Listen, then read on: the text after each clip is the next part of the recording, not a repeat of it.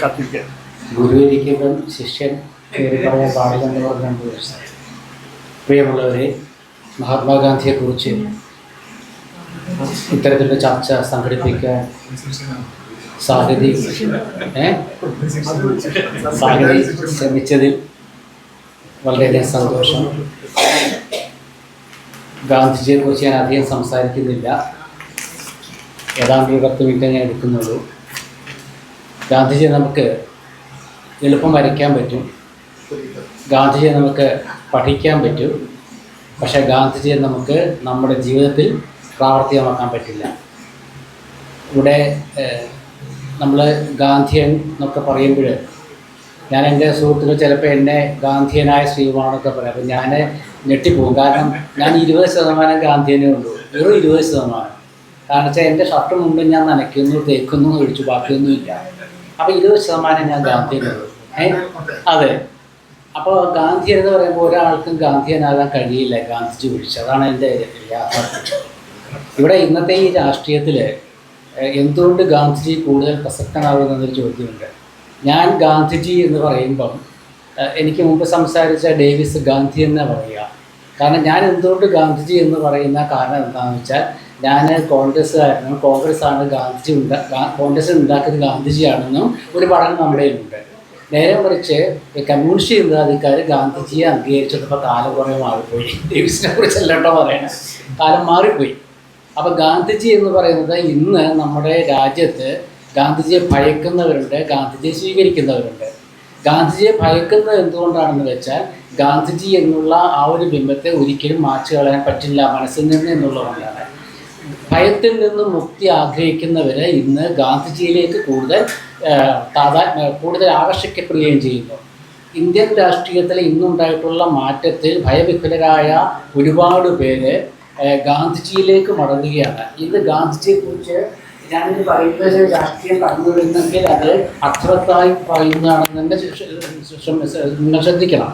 കാരണം എന്തുകൊണ്ടാണെന്ന് കമ്മ്യൂണിസ്റ്റുകൾ കൂടുതൽ ഗാന്ധിജിയിലേക്ക് പോകണമെന്ന് പറയാൻ കാരണം എന്ന് വെച്ചാൽ ഭയത്തിൽ നിന്നുള്ള മുക്തി അവർ ആഗ്രഹിക്കുന്നു എന്നുള്ളതുകൊണ്ടാണ്. കാരണം ഒരു കാലത്ത് മഹാത്മാഗാന്ധി എന്ന് പറഞ്ഞാൽ അതൊരു പഴഞ്ചൻ ചിന്താഗതിയായിരുന്നു. അന്ന് നമ്മൾ വിദേശത്തുള്ള ഏതെങ്കിലും ഒരു കമ്മ്യൂണിസ്റ്റ്, ആ കമ്മ്യൂണിസ്റ്റിൻ്റെ ഒരു ശാരീരിക അവസ്ഥ കണ്ടുകൊണ്ട്, ആ സ്വഭാവം കണ്ടുകൊണ്ട് ഫിഡൽ കാസ്ട്രോ മോഡൽ എന്നൊക്കെ പറയുന്നൊരു കാര്യമുണ്ടായിരുന്നു. ഗാന്ധിജി എന്ന് വെച്ചാൽ ഒരു പഴഞ്ചനായൊരു ആശയമായിരുന്നു. കാരണം ഗാന്ധിജി എന്ന് പറഞ്ഞാൽ ഒരു വസ്ത്രമൊന്നും കൃത്യമായിട്ട് ധരിക്കാതെ ഖദർ വസ്ത്രം ധരിച്ചുകൊണ്ട് കൃത്യമായും ഒരു പ്രകൃതിബദ്ധമായ ജീവിതം നയിക്കുന്ന ഒരു മനുഷ്യൻ. നേരെ മറിച്ച് ഫിഡൽ കാസ്ട്രോ ആണെങ്കിലും അതുപോലെ മറ്റേതെങ്കിലും പ്രമുഖനായ ഒരു ലെനിനാണെങ്കിലും സ്റ്റാലിനാണെങ്കിലും അങ്ങനെ ഒരുപാട് പേര് പുതിയ തലമുറയുടെ കമ്മ്യൂണിസ്റ്റ് ചിന്താഗതിക്കാരാണെങ്കിലും ഒക്കെ അവരിലേക്ക് പോവുക എന്ന് വെച്ചാൽ അതൊരു പുരോഗമന ചിന്തയും, ഗാന്ധിജിയിലേക്ക് പോകുക എന്ന് വെച്ചാൽ ഒരു പഴമയുടെ ചിന്തയുമായിട്ട് മാറിയിരുന്നു. ഞാനിവിടെ ഇന്നത്തെ രാഷ്ട്രീയത്തിൽ ഗാന്ധിജിയെ ഞാൻ കാണുന്നത് ഇന്ന് മതം കൂടുതൽ ചർച്ച ചെയ്യപ്പെടുന്ന ഒരു കാലമാണ്. അപ്പോൾ നമ്മൾ ഗാന്ധിജിയുടെ ഒരു ശരാശരി മനുഷ്യനായ ഗാന്ധിജിയെക്കുറിച്ച് എനിക്കറിയുള്ളൂ. ഇപ്പോൾ നമ്മൾ ഗാന്ധിജിയെക്കുറിച്ച് പറയുമ്പോൾ അദ്ദേഹത്തിൻ്റെ വ്യക്തിപരമായ കാര്യങ്ങളിലേക്ക് കടക്കുകയാണ്. അദ്ദേഹം എന്തുകൊണ്ടാണ് ആഭയുടെ മനുവിൻ്റെ തോളിൽ കൈയിട്ടത്, അല്ലെങ്കിൽ അദ്ദേഹത്തിൻ്റെ ആ ഒരു നിത്യജീവിതത്തിലേക്ക് കടക്കുകയാണ്. അത് പ്രസക്തമല്ല. അത് ഗാന്ധിജി തന്നെ പറഞ്ഞിട്ടുണ്ട്, ഞാൻ ആരായിരുന്നു എന്നുള്ളത്. അതുകൊണ്ട് ഗാന്ധിജി എന്തായിരുന്നു എന്നുള്ളത്, ഞാൻ ആരായിരുന്നു, കസ്തൂർബ ആരായിരുന്നു, ഞാൻ എന്താണ് ചെയ്തത്, ഞാൻ ആദ്യത്തെ കോൺഗ്രസ് സമ്മേളനത്തിൽ പോയപ്പോൾ ഞാൻ ആദ്യം ചെയ്ത പണി എന്താണ്, അതൊരു കക്കൂസ് കഴുകലായിരുന്നു എന്നൊക്കെ ഗാന്ധിജി പറഞ്ഞ് അവസാനിപ്പിച്ച ഗാന്ധിജിയെ ഇന്ന് രണ്ടാമതൊരു ഫോട്ടോ വെച്ചിട്ട് അതിലേക്ക് വെടിയുയർത്തുന്ന കാലമാണ്. അക്കാലത്താണ് നമ്മൾ ഗാന്ധിജിയെക്കുറിച്ച് പറയുന്നത്. അക്കാലത്താണ് മഹാത്മാവാണോ ഗാന്ധിജി എന്ന ചിന്ത നമ്മൾ എത്തിക്കുന്നത്. എന്തുകൊണ്ട് ഗാന്ധിജിയെ ഇന്നും നമ്മൾ മഹാത്മാഗാന്ധി എന്ന് വിളിക്കുന്നു? എന്തുകൊണ്ട് മഹാത്മാഗാന്ധി തൊഴിലുറപ്പ് പദ്ധതിയുടെ പേര് മാറ്റുന്നു? അതാണ് നമ്മൾ ചിന്തിക്കേണ്ടത്. മഹാത്മാഗാന്ധി തൊഴിലുറപ്പ് പദ്ധതി എന്നൊരു പദ്ധതി ആവിഷ്കരിച്ചത് കുറച്ച് 10-12 വർഷം മുമ്പാണ്. എന്തുകൊണ്ടാണ് ആ പദ്ധതിയിൽ നിന്ന് മഹാത്മാഗാന്ധി മാറ്റണമെന്ന് പറയുന്നത് എന്തുകൊണ്ടാണെന്ന് വെച്ചാൽ, ആ തൊഴിലുറപ്പ് പദ്ധതി അത്രയും ജനങ്ങളിലേക്ക് ഇറങ്ങിച്ചെന്നിരിക്കുന്നു. അവിടെ മഹാത്മാഗാന്ധി ആ മനസ്സിൽ പതിയുകയാണ് ഗാന്ധിജി എന്നുള്ളത്. മഹാത്മാഗാന്ധി തൊഴിലുറപ്പ് പദ്ധതി എന്തിനാ മാറ്റുന്നത്? നിങ്ങൾക്ക് ഉത്തരവുണ്ടോ? ഇല്ല. പക്ഷേ ഭരണാധികാരികൾക്ക് അതൊരു ഉത്തരമുണ്ടാകും. അതിനെയാണ് ഇന്നൊരു പ്രതിഷേധത്തിലേക്ക് അത് എത്തിക്കൊണ്ടിരിക്കുന്നത്. ഇവിടെ ഇന്ന് ചർച്ച ചെയ്യപ്പെടുന്നത് കൂടുതലും രാഷ്ട്രീയവും മതവുമാണ്. മതത്തിൽ നിന്നും രാഷ്ട്രീയത്തെ വേർതിരിക്കാൻ പറ്റില്ലെന്ന് മഹാത്മാഗാന്ധി പണ്ടേ പറഞ്ഞു. പക്ഷെ ഗാന്ധിജിയുടെ മതം എന്ന് പറയുന്നത് അദ്ദേഹം നമ്മൾ വിശ്വസിക്കുന്ന വിശ്വാസങ്ങളോ അന്ധവിശ്വാസമോ അനാചാരമോ അല്ലെങ്കിൽ എന്തെങ്കിലും ചടങ്ങുകളോ അല്ല. ഗാന്ധിജിയുടെ മതം എന്ന് പറയുന്നത് സത്യമായിരുന്നു, യാഥാർത്ഥ്യങ്ങളായിരുന്നു. ഗാന്ധിജി സത്യമാണ് ഈശ്വരൻ എന്ന് പറഞ്ഞ തിരുത്തി പറഞ്ഞ അതുകൊണ്ടാണ്. ഈശ്വരൻ സത്യമാണെന്ന് പറഞ്ഞ ഗാന്ധിജി സത്യമാണ് ഈശ്വരൻ എന്ന് പറയാൻ കാരണം എന്ന് വെച്ചാൽ സത്യം എപ്പോഴും നിലനിൽക്കും. അപ്പോൾ ആ സത്യത്തെ ഞാൻ ഈശ്വരനെ കാണുന്നു എന്ന് മഹാത്മാഗാന്ധി പറഞ്ഞു. അങ്ങനെയുള്ള ഗാന്ധിജി പറഞ്ഞ മതത്തിൽ നിന്നും രാഷ്ട്രീയത്തെ മാറ്റി നിർത്താനാവില്ല. പക്ഷെ ഇന്ന് നമ്മുടെ രാഷ്ട്രീയക്കാരെന്ന് പറഞ്ഞാൽ മതത്തെ ചർച്ച ചെയ്യുകയാണ്. ഞാനൊരു സനാതന ഹിന്ദുവാണെന്ന് മഹാത്മാഗാന്ധി പറഞ്ഞിട്ടുണ്ട്. പക്ഷെ ആ സനാതന ഹിന്ദു എന്ന് പറയുന്ന അദ്ദേഹം നിർവചിച്ച മതമുണ്ട്. ആ മതമെന്ന് പറയുന്നത് എൻ്റെ ഹിന്ദുമതം, എൻ്റെ ഹിന്ദുമതം മറ്റുള്ള മതങ്ങളെ അംഗീകരിക്കുന്നു. സ്വർഗത്തിലേക്ക് പോകാൻ ഒരു ക്രിസ്ത്യാനി പറയുമ്പോൾ ഞാനത് വിശ്വസിക്കില്ലെന്ന് ഗാന്ധിജി പറഞ്ഞു. കാരണം എന്ന് വെച്ചാൽ അത് അത് അവരുടെ വിശ്വാസം, പക്ഷെ അതിനെ ഹനിക്കാൻ പാടില്ല. അതാണ് ഗാന്ധിജിയുടെ സനാതന ധർമ്മം, അതാണ് ഗാന്ധിജിയുടെ സത്യം എന്ന് പറയുന്നത്.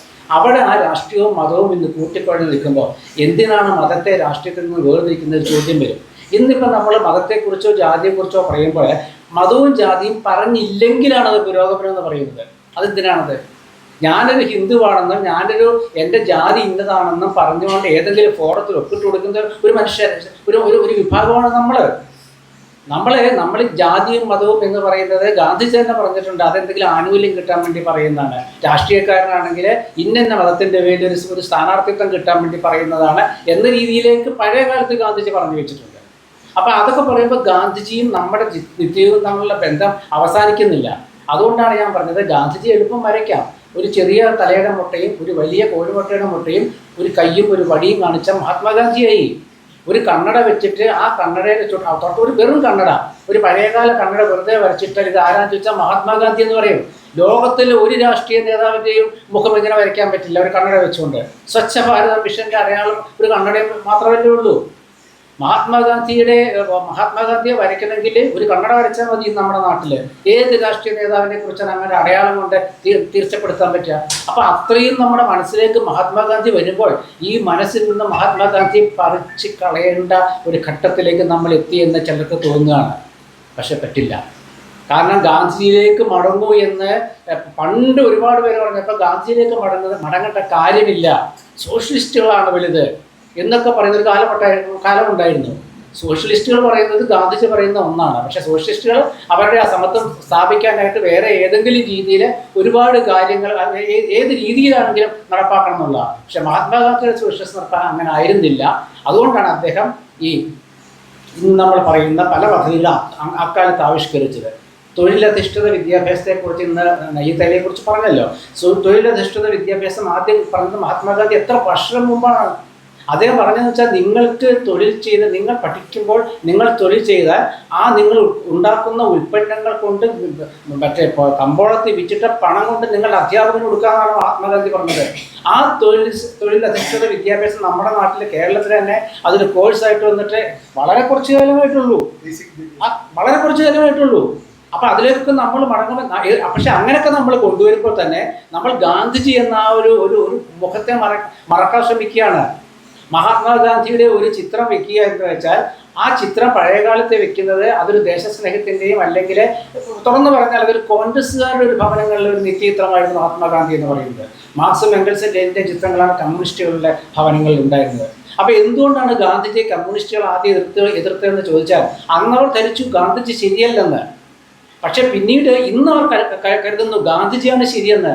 നോക്കൂ, കമ്മ്യൂണിസ്റ്റുകളെ തന്നിലേക്ക് മടക്കി കൊണ്ടുവരാൻ ഒരു പഴയ ഒരു മനുഷ്യന് സാധിക്കുന്നെങ്കിൽ അദ്ദേഹത്തിൻ്റെ തത്വസംഹിത ചിലത് പ്രസംഗിക്കുന്നത് ഗാന്ധിസം.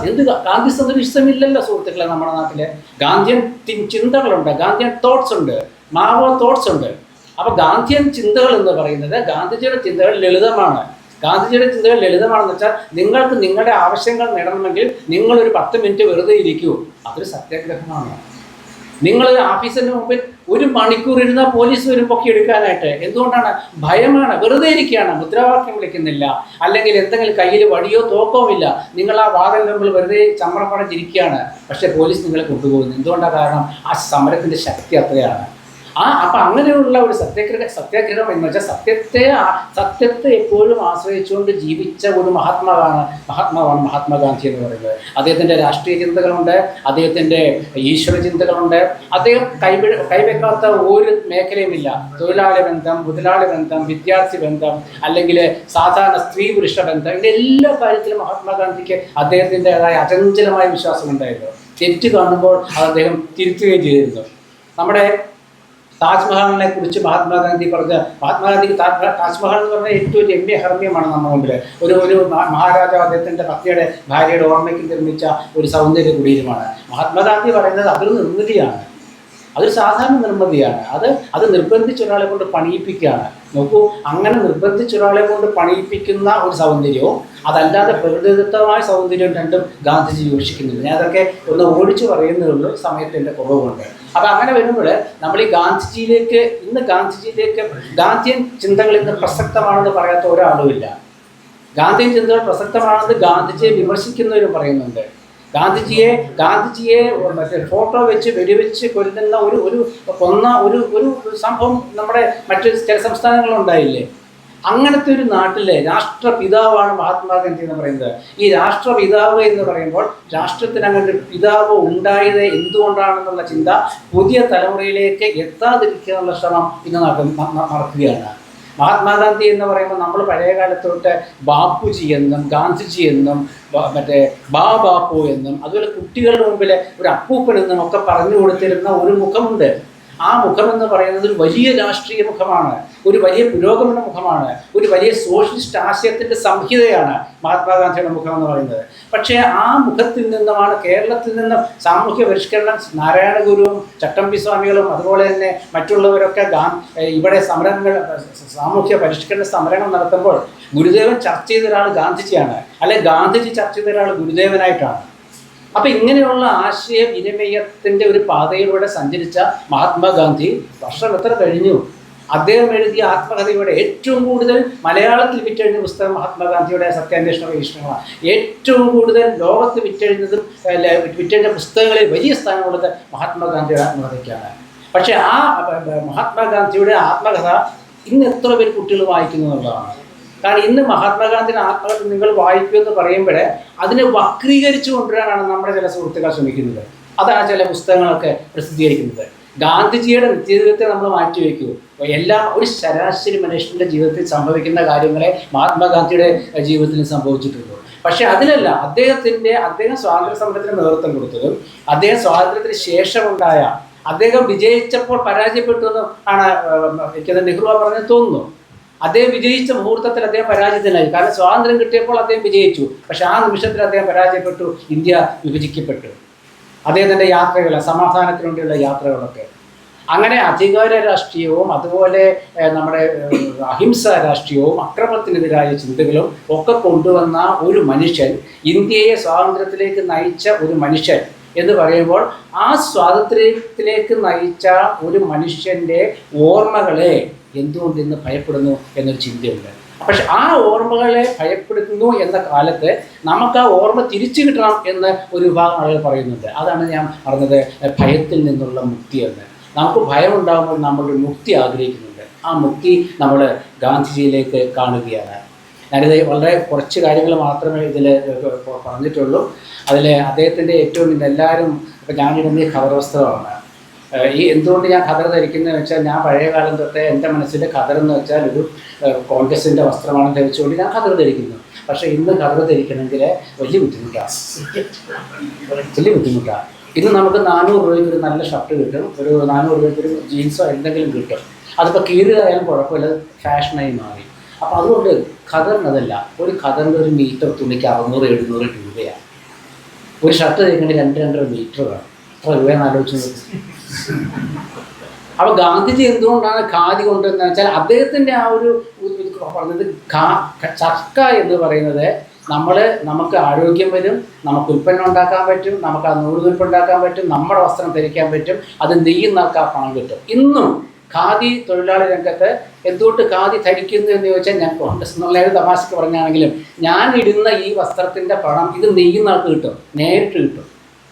ഒരു ഖാദി വസ്ത്രം നെയ്യുന്ന ഒരാൾക്ക് ഞാൻ ആ പണം കൊണ്ട് ഇത് വാങ്ങിക്കുകയാണെങ്കിൽ ആ പണം കൈത്തറിക്കാണെങ്കിലും ഖാദിക്കാണെങ്കിലും നേരിട്ട് കിട്ടും. ഒരു ഇടനിലക്കാരനവിടെ വരുന്നില്ല എന്നുള്ളതാണ്. അന്നത് ഗാന്ധിജി ചർക്ക ആ അടയാളമായിട്ട് കൊണ്ടുവന്നത് ആ ഒരു യന്ത്രവൽകൃത സമൂഹത്തിലേക്ക് പോകുന്നതിന് ഗാന്ധിജി എതിരായിരുന്നില്ല.